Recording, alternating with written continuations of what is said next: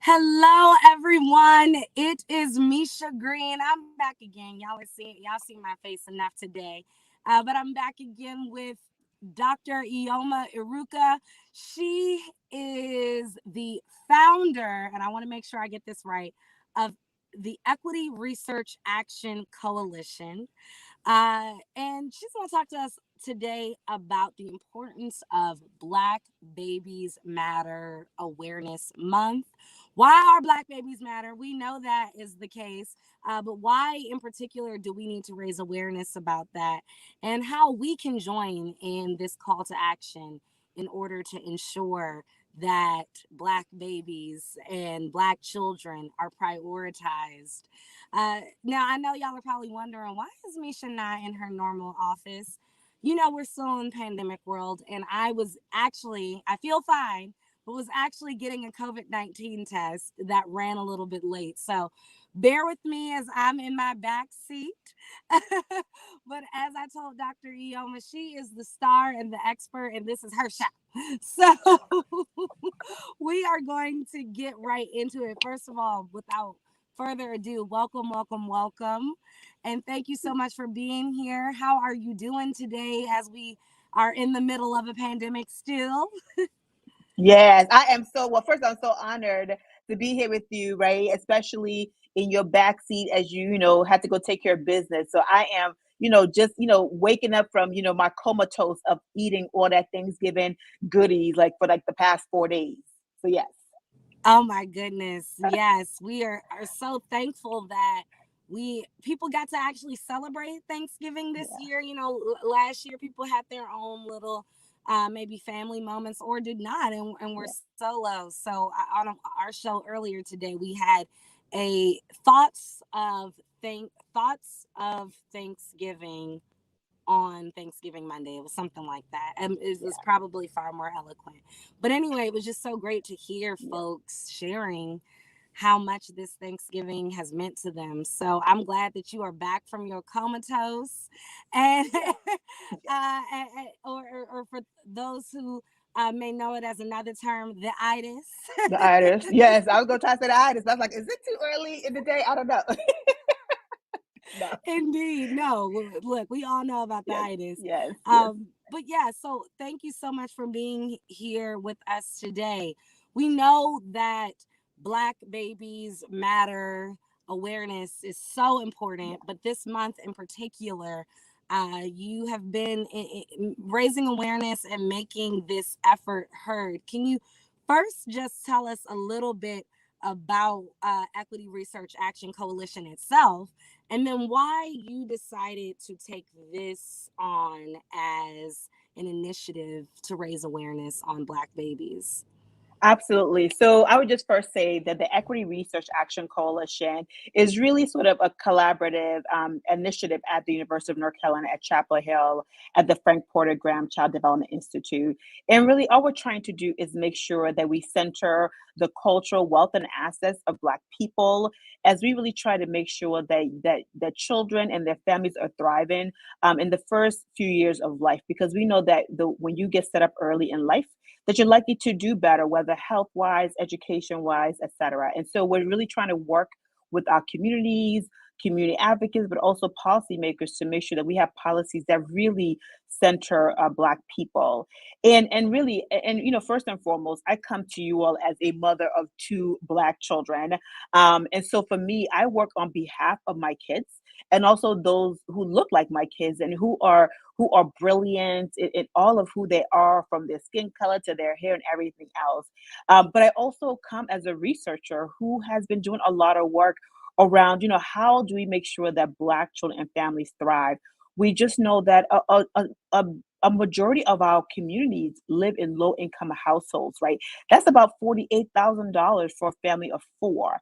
And so it's just not acceptable, right? When you live in places like Maryland or even in places like California and Florida, right? Like you can't really survive fully, especially with a baby and young children on sort of $48,000, to be honest.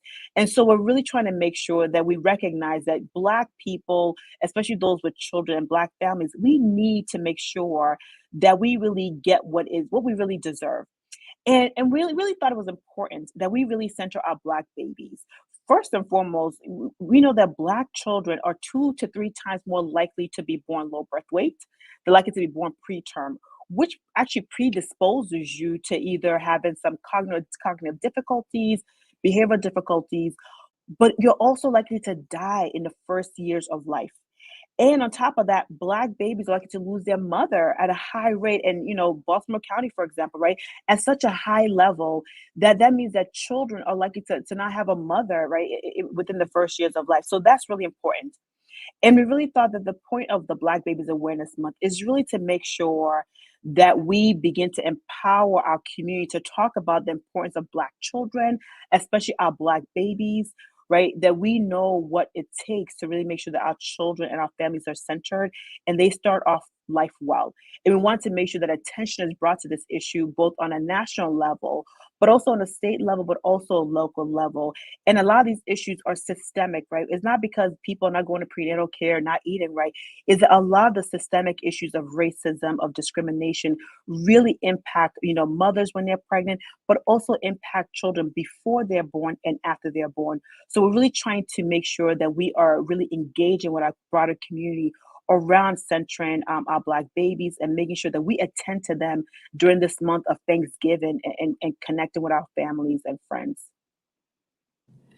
I'm so, inspired by just absolutely everything you've said, because I think we, particularly as you said, in this time where we have an opportunity to share with our family and friends during the holiday season, we have to make this known. Some of the statistics you shared, and I've done tons of stories on Black maternal health, I had no idea about until just now. And so I really, really appreciate you uh, sharing that insight. So let's shift gears a little bit and talk about the Black Child National Agenda, which I know there's so much going on with that. As you said, Yes. you're working to raise awareness on Black infant health and further this month. But y'all have been working really, really hard with this That's Black right. Child That's right. National Agenda. Can you That's tell right. us a little bit about that and some of the key action items? And again, what we can do to be a part of making sure that this national agenda is, that folks are aware of this national That's right. agenda and that it's gaining some traction. Yes, thank you so much for bringing that up. And it really does connect to the Black Babies Awareness Month, right? Which is this idea that first and foremost, and the whole idea is that Black children, Black families, we have been promised a whole lot of stuff that we never actually have actually seen to come to bear, whether it's 40 acres and a mule and everything else. And so, really, the idea of the Black Child Agenda is that we're arguing that for us to really thrive, in particular our babies, our children, we need to make sure that they are protected from poverty, from racism, from injustices.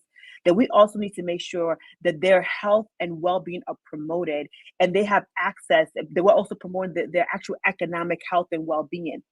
And then finally, we want to make sure that our culture, children's culture, their language, their family units are preserved. Right, this country has for too long, focused on sort of separating our family, whether it's incarcerated, men, or sort of killing mothers, right? So we have a whole history of what we haven't fully preserved our culture and our tradition. And the Black Child Agenda is really saying that, what, we're going to start with at least 10 policies that really say, what, there are things that we can do to ensure that our children, our families are protected, promoted, and preserved. And that includes things like universal childcare, right? Things that are being debated right now, in Congress, right? Even access to health insurance. We're in a pandemic, and we still have at least 10 states, particularly in the South, who have not provided, who have not expanded access to Medicaid, which is really important for preventative medicine. Even paid family leave, another thing that was being debated that was taken out. We know that though that's really important for families and particularly, parents and children to really be connected, and even maintaining child tax credit and those income supports. Again, when we are a community of people who are likely to be poor, who have been, excluded from wealth generation, we need every single opportunity to get income, to have tax credits. And so we are calling on a lot of these policies that we know are possible because we see them in local spaces, whether it's from California to Oregon to Massachusetts. We know that these things are possible. And again, it's just a beginning. It's literally 10 policies, that's a beginning. And we want all of our, from obviously Afro News to be part of that, to share this Black Child agenda, to also call on your state policymakers and your federal policymakers about how are you centering Black people who have actually helped to build the wealth of this country through our bodies, through our labor, and through our minds. At what point in time will this particular administration and Congress really make sure that they are centering and delivering on the promise that they've made to Black people that has yet to come to fruition? And so this is just a start. We want our advocates, we want other civil rights organizations to also make sure that as we fight for justice, whether around criminal justice reform, that we also fight for our children who don't have the right to vote, who don't have the voice, but they have us as adults to continue to push for things that matter for their health, for their development, and their educational access and excellence. Now I know you have to run at about 2:30, so I don't want to hold Oh, you. I have a little bit more time if you need it, so we're Oh, good. good. So Yeah. we get to talk. Okay, great. Yes, we Because do, ma'am. I I wanted to ask you a question that I know is loaded because you're a mom yourself, and I know that this topic must, in many ways, resonate on an emotional level. And I'm wondering how your experiences as a mother have informed you in the work that you're currently doing, but also in pushing for these policies and creating these policies, and how those of us who may not understand how close we are to this issue can tap into the empathetic side as well Yeah, and realize we all are affected by that's right. our That's Black right. children not necessarily getting the health care that is necessary. No, thank you so much for asking that question, right? As I feel like, before I was a mom 8 years ago, right? I always knew that I wanted to work on behalf of my people because even if I didn't have kids or not, I knew that that's part of being Black is that we have a shared spiritual connection that I think is actually very unique and has made us a resilient group of people.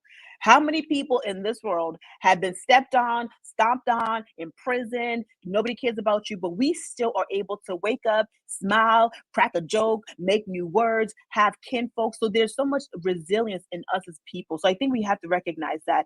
And whether you have a biological child or your bonus parent or your community parent, we know that we need every single one of our Black community, but also other communities to really think about Black children. But for me as a mom, I will say that that triggered a whole nother piece, especially a mom of a Black boy, right? So it forces me to say, yes, my son, I hope will always be okay. Again, you wonder that. But at the same time, it gives me the motivation to continue to, work day and night, to speak truth to power, to leave whatever assets I have in terms of being a researcher or being a professor, that I can use any and all assets I have to fight for my community, right? And be able to be in rooms just because I have, the doctor in front of my name. It allows me to be in those spaces. And so it is my job and my duty to fight for exactly our baby, for other babies.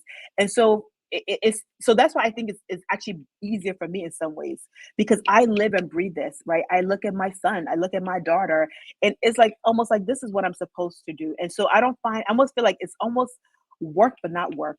And I think for me that's important. That means that even if you tell me no, even if nobody talks about the Black Child agenda, I will talk about the Black Child agenda, right? So for me, it gives me that extra and just that extra motivation to continue going because I know for a fact that they are a vision, they are the excellence that I know it's possible when America says, you know what, you matter, and we will give you all the opportunities that we give other kids who do not look like you. So it is my job to make sure that all the kids who look like my kids get as many opportunities that they deserve. And so for me, it's just part of what I need to do. And my emotional connection makes it stronger. It also makes it authentic. So I knew that Dr. Iheoma was going to be giving us information we could use. I didn't know she was going to be preaching to us on this Good Monday as well. But again, you're so inspiring because I think it it gives us all that call to action and helps us all understand why we need to get involved, why we should care, why uh, we need to make sure that these policies are pushed. And so, with that said, I think it's fair to ask as we wrap up again, how can we get involved? I know that Black Babies Matter Awareness Month wraps up obviously at the end of the month tomorrow, but I know that you're doing this 24/7. How can we get involved and make sure that our voices are heard in talking to this administration to ensure that there's policy to protect our children? So I would say, I would say yes. While Black Babies Awareness Month ends in November, I would say go ahead and hashtag. If you're right here listening to this, hashtag Black Babies Matters. Right, that will always matter. Just like Black Lives Matter, Black Babies Lives Matter. So make sure you hashtag that. I think that's important. And I would say download the Black Child National Agenda on the website that you see there, which is equity-coalition.fpg.unc.edu, and you can download that agenda free whenever and begin to look at that and say, when I talk to my friends, what do I need to talk to regarding whether it's access to universal childcare, whether it's health insurance, right? Begin to maybe look at maybe one part of the agenda that really matters for you, your family, your friends, and maybe talk to one of your policymakers, right? Talk to your community advocates, talk to your city council, your school board, right? So all of those, I think if you can take one of those and really talk about it, become more knowledgeable, but really ask yourself, what could I do to help to protect, promote, and preserve the well-being of our Black babies? It doesn't matter if you're Black. If you are not Black, I even encourage you to do it every single day and every single minute with your friends. Share it out on your social media feed as well. I think the more we can talk about this with all of our organizations, our agencies, the more that people understand that our lives matter, but especially our Black babies who literally need us to do our best, right? They do not have a voice. We are their voice. So feel free to follow me also at Iheoma Iruka, which is Iheoma Iruka. And we will have more going on. Every single day is about Black people and Black children. That's what I'm talking about. Every single day is about Black people and Black children. And that's what we're about here at the Afro. So, Dr. Iheoma, you have to come back and keep us up to date. Maybe health is so important to us that, in particularly this subject, that if we can do something regular or even monthly, Yes, I would love that. I think, as you see with all of our viewers tuning in, this is so incredibly important. Folks, we're going to put those 10 policies in the comment section so that you can go back and check out the 10 policies of the Black Child National Agenda. And we're also going to be sure, I think we already have done so, but if not, we're going to ensure that all of the links necessary to the Equity Research Action Coalition, as well as Black Babies Awareness Month and Black Babies Matter, all of that will link and make sure that you all know and have the information. And like I said, we're going to put those 10 policies so that you're ready to go ahead and pull it out when you're at your family gatherings. We know that Friendsgivings are still going on. We know that folks are getting together and shopping with family and friends and prepping for all of the fun holiday stuff that's going on. These are conversations that need to happen. These are the political conversations that hopefully won't cause any rifts in the family, right? So make sure that you are sharing this information. As I always say, sharing is caring. This stream is going to be here as long as Facebook and YouTube are here. So make sure you share this information with your village. And again, be sure to go ahead and tap in and click on all of these links and Dr. Iheoma Iruka's social media so that you can follow all that is happening in terms of making sure that our Black children are protected, advocated for, fought for, and the whole nine. Thank you so much, Dr. Iheoma Iruka. Anything else you want to add before we wrap? Other than thank you so much. And yes, please have me on again, especially when you get into the health disparities issues. We know that's huge for us. But thank you. Continue to push the Black Child National Agenda and keep doing you, right? Take care of each other and yourselves. Absolutely. All these gems I'm just going to take with me and put in my little jewelry box. Dr. Iheoma Iruka has all the gems this Monday, and we need it. So again, you all tap into all things Afro News for all the information you need as the Black Media Authority.